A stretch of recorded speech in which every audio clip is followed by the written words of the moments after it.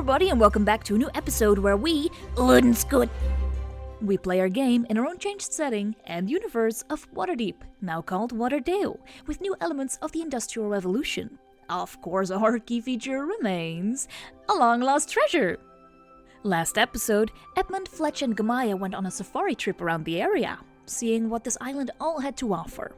Edmund made the decision that, if the time came, he would change his sigil to a deer.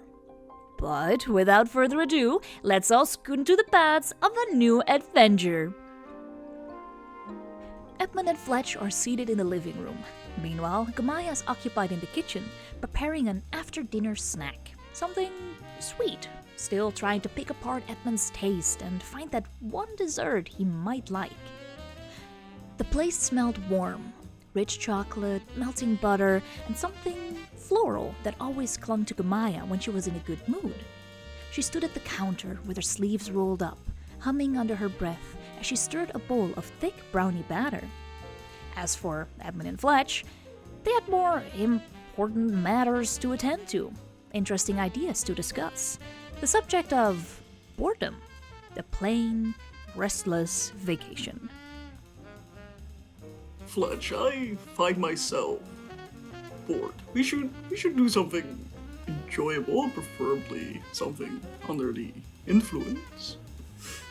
Of course. I mean, if you'd like to, I can come up with something worthwhile, I'm sure. I simply meant your poisons. Do you have anything fun, non-lethal? I mean, here go several things. I keep them separate. Good. I'm not interested in collapsing on the floor or foaming at the mouth today, but... Just not today. Nah, I mean, there are ones for color alterations, harmless fumes, temporary sensory shifts, just small things. She is making brownies. I noticed. And you happen to have something that could make that more interesting. Throw it into the batter, you mean? I mean, if you do that, a few drops into the batter while she stares and it'll blend instantly. Hardly the pinnacle of mischief. No, that stuff is totally innocent. No dangerous though. On the other hand, I do have another poison, and if we want to have fun with our 5-year plan, it's painless. Oh? There was a dangerous twinkle in Edmund's eyes as Fletch mentioned the poisons, or substances, whatever it truly was. A poison that would induce a high. He loved the sound of that and memorized the new intel. With the soft clicking of polished shoes and the pitter-patter of paws, Edmund and Fletch made their way to the kitchen. The kitchen was warm when they stepped inside. Heat from the oven, the buttery scent of melting chocolate, and Gamaya's gentle humming filling the space like something gentle and disarming. Edmund paused just inside the room, expression cool and unimpressed as always, despite the tiny spark of anticipation flickering behind his eyes. Fletch stood half a step behind him, posture composed, hands tucked neatly behind his back except for the small vial hidden in his palm. He looked almost like a soldier awaiting orders, though the faint tension in his jaw betrayed the thrill of the plan. Edmund could hear Fletch ready the vial behind him, ready for his mission. Time to distract her. Gamaya, we need to talk. Oh, that sounds serious. It is. It's about you. You were trying to alter me. Edmund, dear, I'm trying to help you, not alter you. You barely sleep, you drink yourself numb, you smoke whenever you're stressed, and your hands shake when you think someone might touch you after a long day outside. I'm not trying to change who you are, I'm trying to help you breathe. I'm fine, I function perfectly. Yes, you function. That doesn't mean you're okay. Because I'm not fixing you, Edmund, I'm simply staying with you. You're insufferable. And you're exhausted. You think I want to change the man that I love, Edmund? I want you to live longer than 40. Or 30. I'll live as long as I choose. You live longer if you let people care about Are you finished lecturing me? Not even close. But I will let you off the hook as I make you your brownies. The deed had been done, but unbeknownst to Edmund, Fletch had committed a second act. Fletch sat in the living room holding a medium-sized bowl. A full bowl of crisp, fresh bacon, still steaming.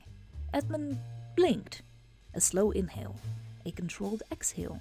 He looked at the bacon, then back at Fletch, then back at the bacon. I thought, if I were you, I'd appreciate something after successfully completing an operation. I stole it from Gamaya, was in the fridge for breakfast or something. You believe I can be bought with work. Not bought, respected. Fletch, this is the most sensible thing you've done all week. I thought you'd like it. A lot of bacon. Only a little time. They needed to hurry and eat it before Gamaya would notice the missing bacon.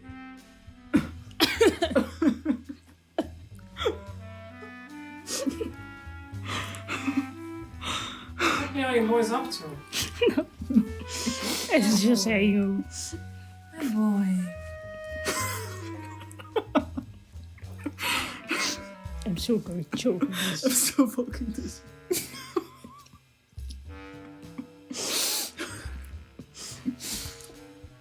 I'm determined now. Everything needs to be gone.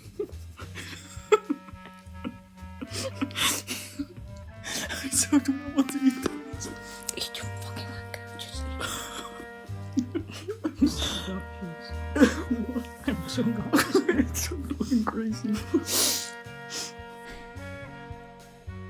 The warm, sugary scent drifts across the room like a slow, floating breeze, creeping its way into every corner. The brownies were nearly done. Gamaya moved around the kitchen, sliding on her oven mitts, tail swaying with gentle confidence. She peered through the oven glass, pleased with how evenly they baked. She straightened, smoothing her apron, shoulders relaxed and proud of the small earned victory. Out in the other room, Edmund and Fletch heard the clatter of a tray being pulled free, the heavy thump of it settling onto the counter, and the warm crackle of heat meeting cool air. The smell grew richer. Gamaya's footsteps shifted as she wiped her hands on a cloth, preparing the plates, arranging everything with the tenderness she never admitted to. Then, she lifted her head, the quiet confidence of someone certain she'd made something wonderful. She drew in a breath and called for them. Edmund swallowed, posture stiffening. The plan suddenly felt much less clever than it did a few minutes ago. Fletch noticed immediately. He always did. Edmund's eyes moved to him. No words spoken, but all the pride drained from his face in a fleeting, private moment. The communication flicker slipped onto Fletch's mind like a whisper cracking at the edges, as Edmund used telepathy. Should I stop this? Warn her? Fletch had no time to respond. A purple clawed hand with elegant, devilish grace set down the tray of brownies on the table with a soft thud. Edmund's breath hitched and his mental voice died instantly, cut clean at the root. She brushed a curl of hair behind her horn with her free hand, tail swaying behind her. No words, just Gamaya and the brownies. The trap was sprung. There was no turning back. Everyone sat down, grabbed a fork, and ate. It does have an odd flavor to it. A little. Maybe because I use different cocoa powder. I just want to ask. Is anything wrong, Edmund? No, it's just kinda strong. What is, Edmund? Oh, the powder, or whatever you mentioned, the coconut powder. The cocoa powder, not coconut, dear. Shall we perhaps play a card game? Edmund stood up and looked around the house for a deck of cards, shuffling them and sitting back down, explaining the rules to poker. A very last-minute, DIY version of poker, using whatever they could find to make it work, all the while giving the brownies all the time to work itself into their senses, causing a dulled effect. It started as a blur, the kind of feeling that made the world seem too gentle to be real. The effects didn't hit all at once, no. They came in waves, warm, soft, almost cozy. At first it simply felt like the room got a little warmer, the lights a touch brighter, nothing alarming, nothing strange. Fletch noticed it in his face first. His cheeks felt warm, his smile easier than usual. His fingertips tingled in a pleasant way, like, tiny sparks of energy waking them up. He blinked, and the world had a sort of softness to it, as if everything had been lightly smudged. Gamaya felt a gentle flutter in her chest, almost like excitement.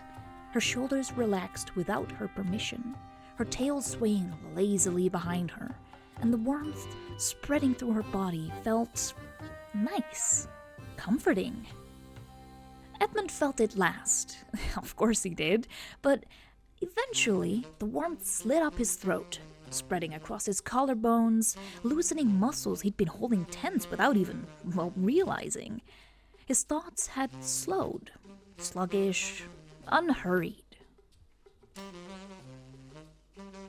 How are you doing? Is it okay? I feel very dizzy. And very jolly. That's... Hey. And you as well, I'm guessing. That you is working. Are you sure you're alright? Are you alright? Every time I move my head, I'm just getting a little dizzy. But you're doing fine, right? Yeah, I'm just tired. You're not nauseous or anything? A little bit. In the stomach. I mean, that's usually where you're nauseous. Your stomach.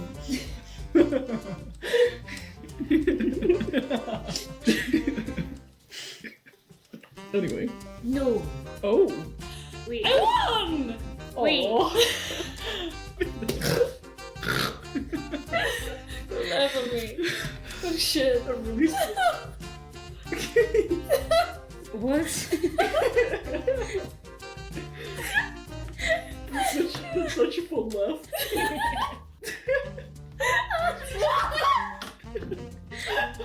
Why is this so funny? Oh, he's just very funny. Who is? You are. I didn't say anything. I'm so dizzy. Hey. Oh,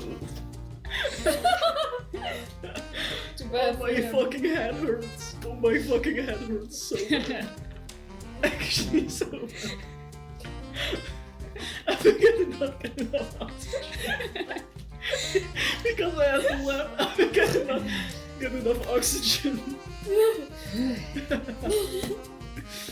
Oh, funny card game. Your cards are also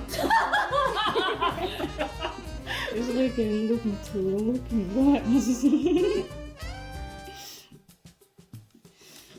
Everything is magnifying. Doesn't make sense. I think you're just holding your hands closer to your face. Anyway. Oh no, it's gone. Oh, that's so weird. No, wait, it's back again. He was My like, hand looks no, small. no, my hands are big. Wait, now the effect is gone. No, There it is. no, my hand looks smaller. back and forth. At first they tried. They really did. But Fletch kept reshuffling the same 3 cards over and over and over, convinced he was dealing a new hand each time. And eventually they all just stopped. 3 glazed, mildly confused expressions. They decided it might be wise to quit the game, take a break, and just relax. They reached the couch like a group that had survived a small adventure, the card game long forgotten, and the 3 of them sat there, warm, hazy and drifting into that cozy, comfortable kind of high where conversation might happen. Or they might just all stare at the ceiling for a while and be perfectly satisfied. This is quite nice. It is.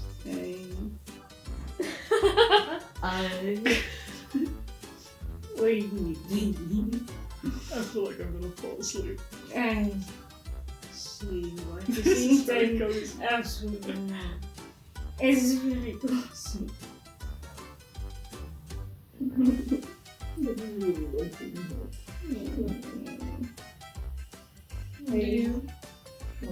Do you like being held?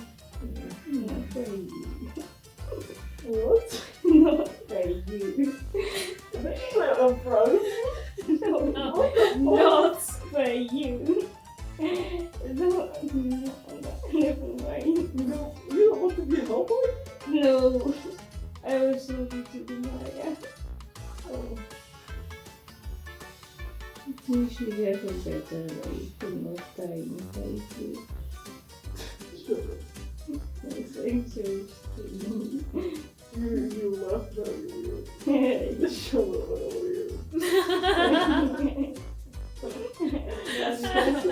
I can't. Shut up, I don't want to hear it. It's stupid laugh. I have a Thank you.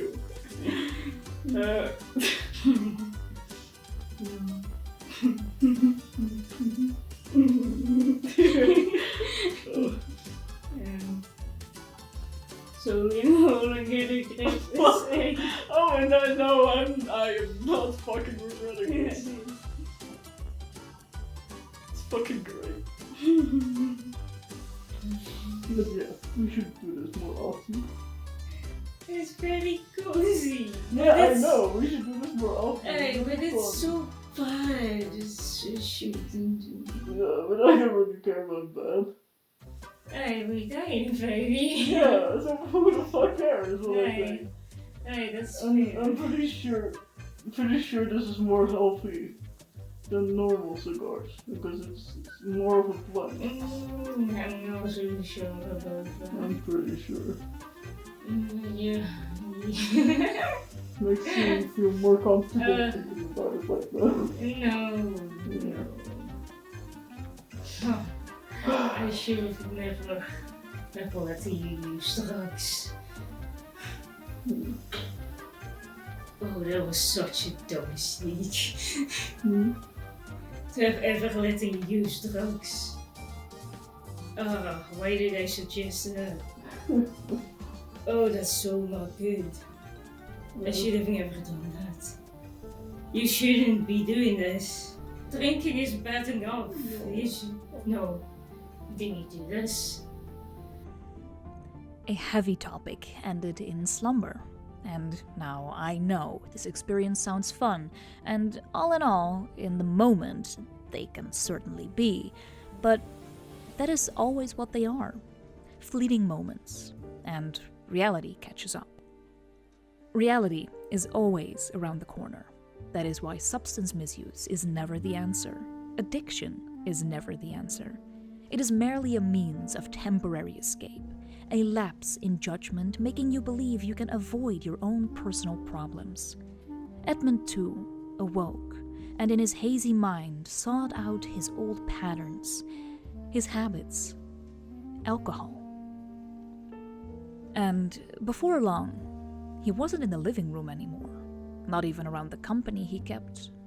Alone, by his lonesome, just a bottle, alone in the bedroom, with a bottle, like he had always been. The way, as decided by Edmund, all things should be. Comfort, familiarity, because in the end, the bottle tastes like family. And with that, I think that's it. Thank you for listening to our episode of Loot and Scoot, with many more to follow. Next episode, we will have a brush with the past, closely followed by disaster. This was only the build-up to a big mistake, after all. But for now, we've bothered you enough. Bye-bye! Later. Adios!